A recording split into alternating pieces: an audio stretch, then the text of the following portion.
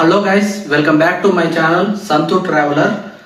So మీకు present నేను చెప్పాల్సిన విషయం ఏంటంటే, అసలు జార్జియాలో జాబ్స్ ఉన్నాయా, కల్చర్ ఏంది, ఏ విధంగా అనేది నేను నోటీస్ చేసింది మీకు అప్డేట్ ఇస్తాను. జార్జియాకు వస్తాం అని ప్రతి ఒక్కరు అంటుండ్రు. ఫస్ట్ ఆఫ్ ఆల్ ఇక్కడ రూల్స్ తెలుసుకోర్రి, తర్వాత మీకు ఇష్టం ఉంటే రార్రి, ఓకేనా? ఇక్కడ శాలరీస్ ఎలా వస్తాయంటే ఫస్ట్ కల్చర్ చెప్తా, తర్వాత శాలరీస్ ఏ విధంగా వస్తాయి అనేది మీకు చెప్తాను. కల్చర్ ఏంటంటే ఇండియన్స్ కి బొత్తిగా రెస్పెక్ట్ ఉండదు జార్జియాలో, గుర్తుపెట్టుకోర్రి. ఇప్పుడు జాబ్స్ అంటే డెలివరీ జాబ్స్ ఉన్నాయి, ఓకేనా? ఫార్మింగ్ జాబ్స్ ఉన్నాయి, ఓకేనా? రెస్టారెంట్ జాబ్స్ ఉన్నాయి, వేర్ హౌస్ జాబ్స్. ఇప్పుడు తర్వాత ఒక కంపెనీ ఉంటే గ్లాస్ క్లీనింగ్ జాబ్స్, ఈ విధంగా ఉన్నాయి. ప్రతి ఒక్కడంటుండో జార్జియాలో అన్నా మాకు 1,50,000 శాలరీస్ వస్తాయి, 2 lakhs శాలరీస్ వస్తాయి. ఏం బ్రో మీరేమో పిచ్చిగానికి అన్నారా? నాకు అర్థం కాదు. అంత రావు. శాలరీస్ ఎంత వస్తాయో నేను చెప్తా. ప్రతి ఒక్క జాబ్ కి ఒక ఫ్రీక్వెన్సీ ఉంటుంది, శాలరీస్ ఏ విధంగా వస్తాయి అనేది. ఆ శాలరీస్ అనేది నేను చెప్తా. ఇప్పుడు డెలివరీ జాబ్స్ కనుకో ఒక 60 మ్యాక్సిమం వాళ్ళు టిప్పులు ఇస్తే, మన సర్వీస్ నచ్చి, మనం మాట్లాడే తీరు నచ్చి టిప్పులు ఇస్తే ఒక 70-75 దాకా వెళ్తుంది డ్రైవింగ్ ఫీల్డ్లో, ఓకేనా? ఫ్రూట్ పికింగ్లో అయితే ఫిక్స్డ్ శాలరీస్ ఉంటాయి 60 to 65. ఇదే గ్లాస్ క్లీనింగ్ జాబ్స్ అంటే కొద్దిగా హార్డ్ వర్క్ ఉంటుంది. ఇది క్లీనింగ్ జాబ్స్లో దీనికి శాలరీస్ కొద్దిగా ఎక్కువ ఇస్తారు, అంటే 70 అరౌండ్ 75 ఇస్తారు. ఎందుకంటే కంపెనీస్ ప్రతిరోజు క్లీనింగ్ ఉంటుంది కాబట్టి, ఒక కంపెనీ పెట్టిన అనుకో దానికి సటాస్ క్లీనింగ్ జాబ్ అనేది. అది మన గ్లాస్ని ఒక లిక్విడ్తో, ఓకేనా, ఒక క్లాత్తో క్లీన్ చేసే జాబ్ అది, ఓకేనా? రెస్టారెంట్ జాబ్స్ ఎలా ఉంటాయి అంటే దీనికి మ్యాక్సిమం 60, బేసిక్ అంటే 60,000 వస్తాయి. ప్రతి ఒక్కటి స్ప్రెడ్ చేస్తుండు యూట్యూబ్లో, అదే చెప్తున్నా. 1,50,000 2 lakh వస్తాయి అనే అప్పుహత అయితే మాత్రం రాకర్రి, అర్థమైందా? ఇక్కడ అంత పీకుతాం ఇంత పీకుతాం అనేది లేదు. ఈగా శాలరీస్ ఇక్కడ ఉండేది. సో గైస్, నేను ఇక్కడ రీసెర్చ్ చేసిన ప్రకారం ఇదిగా కల్చర్. సేమ్ ఫారెన్ ఎలా ఉంటుందో ఈ కల్చర్ కూడా అదే విధంగా మెయింటైన్ చేస్తారు. ఇక్కడ కల్చర్ కూడా అదే విధంగా ఉంటుంది. ఫారెన్లో ఎలా ఉంటుందో ఇక్కడ అదే ఉంటుంది, ఓకేనా? ఒక స్టెప్ చెప్తా. దుబాయ్లో టెంపరీ రెసిడెన్షిప్ అని ఒకటి పుకారు కొట్టించిండు. అది ఉంటే రావచ్చు జార్జియాకు. మీరు వచ్చే దేనికి వర్క్ చేసుకోను కాబట్టి దాని మీద వస్తే వర్క్ పర్మిట్ ఇవ్వరు, అర్థమైందా? దుబాయ్ నుంచి మీరు రెసిడెన్షిప్ పెట్టుకొని జార్జియాకు వస్తే దాని మీద వర్క్ పర్మిట్ ఇవ్వరు, టీఆర్సీ కార్డు కూడా ఇవ్వరు, గుర్తుపెట్టుకోర్రి, అర్థమైందా? తర్వాత వచ్చేసి టీఆర్సీ తొందరగా వస్తుందన్నా. టీఆర్సీ తొందరగా రాదు బ్రో, అర్థమైందా? మినిమం అంటే 4 months టైం తీసుకుంటుంది. ఇప్పుడు ఒక టీఆర్సీ రానికి 4 months time. Saturday Sunday holiday, ఇక్కడ వర్కింగ్ డేస్ కాదు, సాటర్డే సండే హాలిడే, ప్రతి కంపెనీకి హాలిడే, అర్థమైందా? 45 days అని చెప్తారు. టీఆర్సీ అంత ఈజీగా రావట్లా ఇప్పుడు, గుర్తుపెట్టుకోర్రి. టీఆర్సీ కార్డులు దేనికంటే, ఇప్పుడు నేను జార్జియాలో పర్మనెంట్ గా ఉండిపోదామని అయితే రాలా. ఇక్కడ రెస్పెక్టే లేదు ఇండియన్స్ కి. ఏం చేస్తాం ఉండి? సటాస్ ఒక రెస్పెక్ట్ ఇస్తే ఇండియన్స్ కి స్టే చేయడానికి ఉంటది. తర్వాత వచ్చేసి దుబాయ్ నుంచి రావాలనుకున్న వాళ్ళు చెప్తున్నా, మీరు అది టెంపరీ రెసిడెన్షిప్ తీసుకొని వీసా లేకోకుండా ఎంట్రీ ఉంది జార్జియాకు దుబాయ్ నుంచి. సో ఇక్కడ వర్క్ పర్మిట్ పుట్టదు, గుర్తుపెట్టుకోరి. 1,50,000 శాలరీస్ రావు.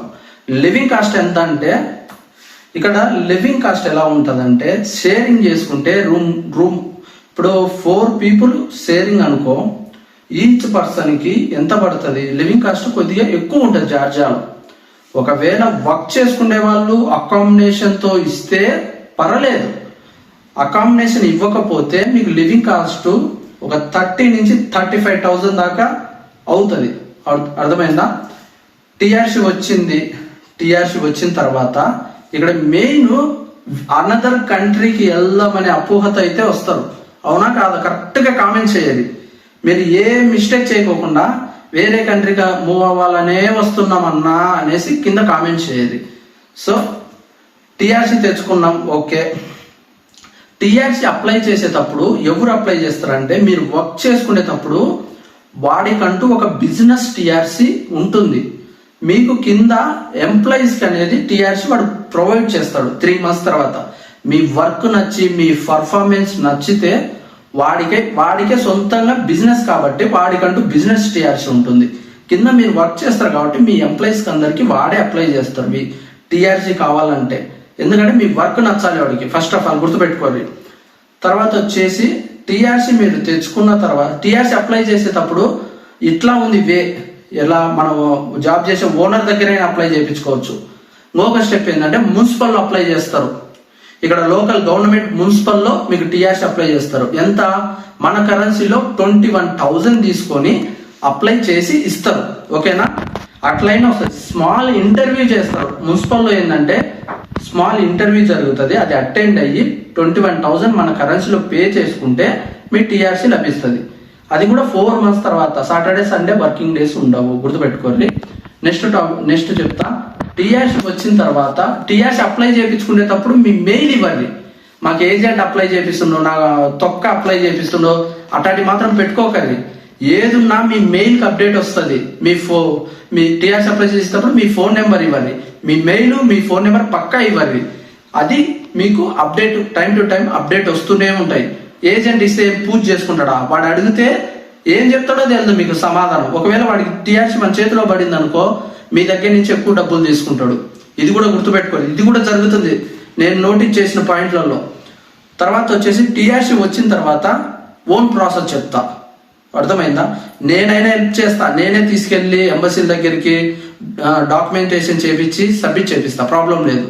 అయితే పాయింట్ ఏంటంటే మీరు ఓన్గా వెళ్ళి ఒక రోజు ఫ్రీ తీసుకొని లగ్జంబర్గ్ ఎంబసీ కావచ్చు, పోలాండ్ ఎంబసీ, మాల్తా, మీకు రకరకాల కంట్రీలకి, ఫారెన్ సెంజన్ కంట్రీస్కి, ఏ కంట్రీకి వెళ్ళాలనుకుంటో ప్రతి ఒక్క ఎంబసీ అనేది అవైలబిలిటీలో ఉంటుంది ప్రతి కంట్రీలో. వెళ్ళిన తర్వాత టీఆర్సీ అంటే టెంపరీ రెసిడెన్షిప్, గుర్తుపెట్టుకోర్రి. ఈ టీఆర్సీ యాస్టీస్గా తీసుకెళ్ళి మేము సెంజన్కి వెళ్ళాలా, మూవ్ ఆన్ అవ్వాలని వాళ్ళకు కొద్దిగా చెప్తే వాళ్ళు ప్రాపర్ వేలో డాక్యుమెంట్స్ మీకు చెప్తారు. అంటే వాళ్ళు మీకు చెప్పేస్తారు. మీరేం చేస్తారంటే ఆ డాక్యుమెంట్స్ యాస్టీస్గా ఇండియాలో ఉంటే మీరు ఒకవేళ ఇక్కడికి తెచ్చుకోలేకపోతే ఇండియాలో ఆ డాక్యుమెంట్స్ ఉంటే మీరు పీడిఎఫ్లో నీ సేవ దగ్గరికి వెళ్తే పీడిఎఫ్ కన్వర్ట్ చేస్తాడు, యాస్టీస్గా మీకు వాట్సాప్ చేస్తాడు. అవి ఇక్కడ జిరాక్స్ తీయించుకొని ఒక ఫైల్ మాదిరి రెడీ చేసుకొని మీరు యాస్టీస్కి ఎంబసీకి వెళ్ళి ఆ ఫైల్ ఇచ్చి వీసాకి ఎంత ప్రైస్ అవుతుందో అంతే కట్టించుకుంటాడు. మీరు ఎంటంపడి ఏజెంట్ను పెట్టుకొని పోయినరు అనుకో, వద్దు బ్రో, ఏదున్నా ఓన్గా చేసుకో, లీగల్ వేలో వెళ్ళాలి, ఓకేనా? Next topic border crossing. Border crossing ఎలా చేస్తుండ్రంటే డాంకీ వేలో బార్డర్ క్రాసింగ్ చేస్తుండ్రు, చాలా తప్పు.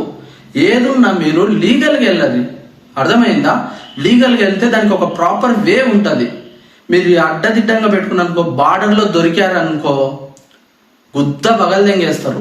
నేను ముందే చెప్తున్నా, బార్డర్లోకి దొరికారనుకో సీదా డిపోర్ట్ కొట్టి ఇండియాకి పంపిస్తారు, ఏ కంట్రీకి పోకోకుండా చేస్తారు. రీసెంట్గా ఒకటి కూడా జరిగింది, మీకు న్యూస్ కూడా వచ్చిందో రాదో నాకు తెలియదు. అతను ఏ స్టేట్ నేను రివీల్ చేయను. బార్డర్ క్రాసింగ్ చేద్దామని వెళ్తే ఇక్కడ కొట్టారు, ఇక్కడ కొట్టారు, ఇక్కడ కొట్టారు. సో మీకు ఇంట్లో ఫ్యామిలీ ఉంది, అర్థమైందా? పిల్లలు ఉంటారు, రెస్పాన్సిబిలిటీస్ ఉంటాయి, గుర్తుపెట్టుకోరు. ఏదున్నా ప్రాపర్గా వెళ్ళాలి, తప్పు, అర్థమైందా? ఇది చేస్తుండ్రు, బార్డర్ క్రాసింగ్ చేస్తుండ్రు. బార్డర్ క్రాసింగ్ ఎలా చేపిస్తుండ్రు అంటే మిమ్మల్ని ఏంటంటే బ్రెయిన్ వాష్ చేసేస్తుండ్రు. పలానా కంట్రీకి వచ్చామంటే జాబ్ దొరికిందంటే చేసుకోవాలా, చేసుకొని వచ్చిన శాలరీతో కొద్దిగా ఇంటికి పంపించుకుంటూ మనం కొద్దిగా సర్వే అవుతూ హ్యాపీగా లైఫ్ లీడ్ చేయాలా, అంతే. దానికి టైం అంటూ ఒక టైం అంటూ వస్తుంది. మనం వేరే సెంజన్ కంట్రీకి వెళ్ళాలంటే దానికంటూ టీఆర్సీ వచ్చిన తర్వాత కొద్దిగా టైం పీరియడ్ తీసుకుంటుంది కాబట్టి దానికంటూ ఒక టైం వస్తుంది. దాని తర్వాత మీరు మూవ్ ఆన్ అవ్వాలి. ఇదేంటి బ్రో పిచ్చి ఆలోచనలు? మీకు ఒకటే చెప్తున్నా, మీ దగ్గరికి ఎవరన్నా వచ్చి కంట్రీలలో ఉండేవాళ్ళు ఆర్మేనియా కావచ్చు, జార్జియా కావచ్చు, తర్వాత అజర్బైజాన్ కావచ్చు. ఇప్పుడు జార్జియన్స్ ఇండియన్స్ కి ఎందుకు రెస్పెక్ట్ ఇవ్వరంటే అజర్బైజాన్ లో వార్ జరిగింది. అజర్బైజాన్ కు ఆర్మేనియాకు వార్ జరిగితే ఇండియా ఏం చేసిందంటే ఆర్మేనియాకు సపోర్ట్ చేసింది. దట్స్ సో ఇండియన్స్ కి చాలా రెస్పెక్ట్ అనేది ఆర్మేనియాలో దొరుకుతుంది. మీ దగ్గరికి ఎవరన్నా వచ్చి ముక్కు ముఖం తెలియని వ్యక్తులు వచ్చి మేము బార్డర్ క్రాసింగ్ చేపిస్తాం, ఇంత ఖర్చు అవుతుంది, ప్రతి ఒక్కరు స్ప్రెడ్ చేస్తున్నారు గాయస్. అలా మాత్రం వెళ్ళకర్రి, దొరికారంటే పుట్టగతులు కూడా ఉండవు, గుర్తుపెట్టుకోర్రి. బార్డర్ క్రాసింగ్ ఎలా చేస్తారంటే, ఇది నేను ఓపెన్ గా మాట్లాడకూడదు, ఏదైతే అది అవుతుంది, అర్థమైందా? ఏదైతే అది అవుతుంది, ఓపెన్ గా మాట్లాడేస్తా. బార్డర్ క్రాసింగ్ ఎలా చేస్తారంటే మిమ్మల్ని డిక్కీలు వేస్తారు. ఫస్ట్ ఆఫ్ ఆల్ ఒక పెద్ద వ్యాన్ అనుకో, సపోజ్ పెద్ద వ్యాన్, మీరు వాడికి ఏజెంట్కి ఎంత కడతారు? అప్రాక్సిమేట్లీ $1,200 చాలా తప్పిది, గుర్తుపెట్టుకోర్రి. నాకు మాత్రం దొరికారా ఫేసులతో సహా రివీల్ చేసి పడేస్తా. వస్తాయి ఆ వీడియోలు కూడా వస్తాయి, తొందరలోనే ఒక రీసెర్చ్ చేస్తున్నా, ఆ వీడియోలు కూడా వస్తాయి. పలానా కంట్రీ మనకు అవకాశం ఇస్తుందంటే జాబ్ చేసుకోవడం, దాన్ని మీరు యూటిలైజ్ చేసుకోర్రి, అంతే. అది ఒకటే నేను చెప్పగలుగుతా. మీరు వెళ్తాను నా మాట వద్దు బ్రో అంటే మీ ఇష్టం, నేను చెప్తా, తర్వాత మీ ఇష్టం, అది మీకు ఉండాలి బుద్ధి, ఓకేనా? ఇది ఇంతటితో వీడియో అయితే ఎండ్ చేస్తున్నా. జార్జియా ఇన్ఫర్మేషన్ అయితే ఇది. నెక్స్ట్ వచ్చేసి రష్యాది వస్తుంది. రష్యాలో ఏంటంటే వెళ్ళిన తర్వాత వర్క్ విజిట్ మీద వెళ్ళి వర్క్ కన్వర్ట్ అవుతుందా లేదా ప్రతి ఒక్కరు డౌట్ అడుగుతుండ్రు. కొంతమందికి ఆఫర్ లెటర్ వస్తున్నాయంట, అది జెన్యునా కాదా అనేది ప్రతిదీ నేను రివీల్ చేసేస్తా. ఫొటోస్, ఆఫర్ లెటర్స్ అన్ని ఫొటోస్ వేసేస్తా, చూసుకోర్రి. అక్కడ కన్వర్ట్ నేను నెక్స్ట్ వీడియోలో చెప్తా, ఇప్పుడే ల్యాగ్ అయిపోయింది వీడియో. అది ఒక 2-3 డేస్లో మీకు పోస్ట్ చేసేస్తా. ఎందుకంటే నాకు కూడా నేను కూడా జాబ్ చేయాలి. బయటికి వెళ్తే ఎప్పుడు వస్తానో తెలియదు, ఎప్పుడు వెళ్తున్నానో తెలియదు, దానికి టైం అనేది నాకు దొరకట్లా ప్రాపర్ వేలో. సో అందుకే నా వీడియోస్ కొద్దిగా లేట్ అవుతున్నాయి. సో గైస్, ఈ వీడియో మీకు నచ్చితే ఈ వీడియో ప్రతి ఒక్కరికి షేర్ చేయాలి. ఎందుకంటే చాలా పర్టికులర్గా ఇన్ఫర్మేషన్ ఇచ్చాను, ఓపెన్గా మాట్లాడేశాను. బార్డర్ క్రాసింగ్ గురించి చెప్పకూడదు యాక్చువల్గా. సో మిమ్మల్ని మార్చడం కోసం నేను రిస్క్ తీసుకుని అన్ని పాటలు పడుతున్నా, అర్థమవుతుందా? నాకేం అవసరం చెప్పండి? నాకు వస్తుంది మనీ. ఎలా వస్తుంది? యూట్యూబ్లోంచి వస్తుంది. మీకు నాలెడ్జ్, ఇది ఇన్ఫర్మేషన్ ఇచ్చిన వాడిని అనిపిస్తే ఒక లైక్ చేయర్రి, అలాగే సబ్స్క్రైబ్ చేయర్రి, మీ ఫ్రెండ్స్ అండ్ ఫ్యామిలీ మెంబర్స్కి షేర్ చేయర్రి. నెక్స్ట్ రష్యా వీడియో వస్తుంది. So thank you guys, thank for watching, see in the next video.